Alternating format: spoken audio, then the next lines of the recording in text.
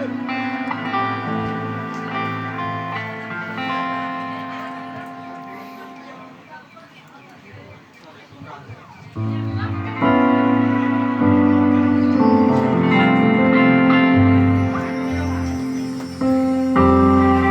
ca đối bài khai giảng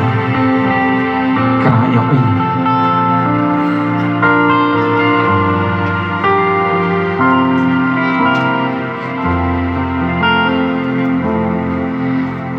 bao khen thế ơi vì bên cả đi đang nụ nhôm nàng thằng ấy nhốn loay lăn giọt tình ý mơ nát anh bé tình ca cô ada rằng ba ma rin na tình buka rằng way làm nên sujur cha và tông bật lại cả rằng cha in làm tên là không sự vợ đôi in đơn là mang mồ chờ cô gội ta nó cả rằng đôi mắt giờ lối ta còn vỡ ngày hơn đừng lặng mang mù ở xe số giờ cho ta lưu vấn đi ngõ trong cái giá đi linh lặng ân luôn tới ngày luôn đang mà bạn hỏi từng trong ra dáng như xưa khi về luôn vào ngày tuần thơ mẹ thì thật ra mãi cha vì cơ thắng vẫn là thấy hờ trên cao khăn về đường tay chúa khi đã suy chừng hơn trên về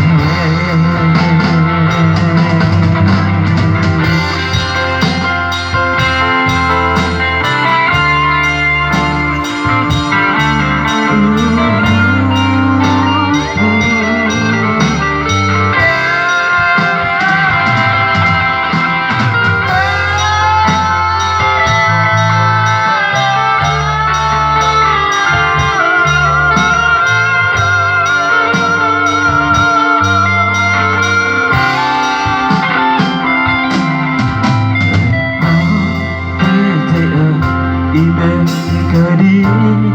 đang lụ nhô mà từng ý nhốn ngoáy làm gió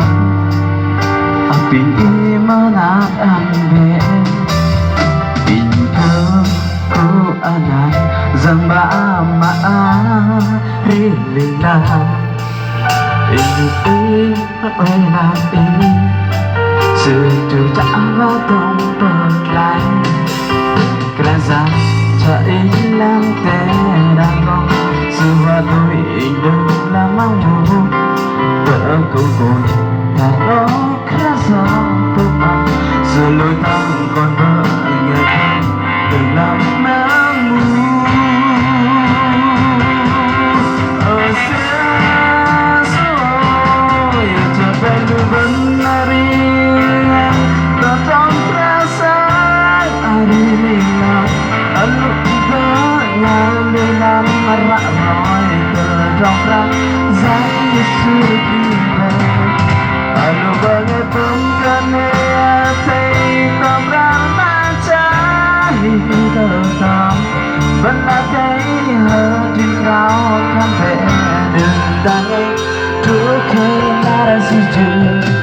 hờ trên về anh lúc ở ngày lắng nghe thầm lòng đang lắng nghe ta nói ra xuống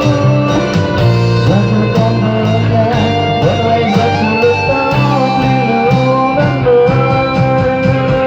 ơi là dân ơi chờ về lưu vấn đi ta đang ta sẽ đi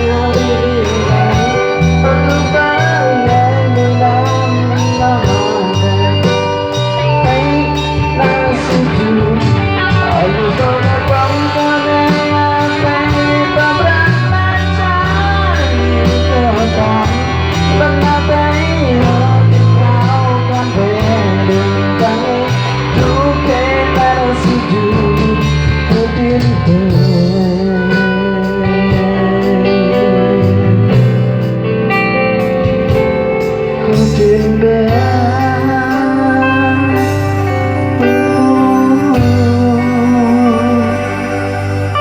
Nế địa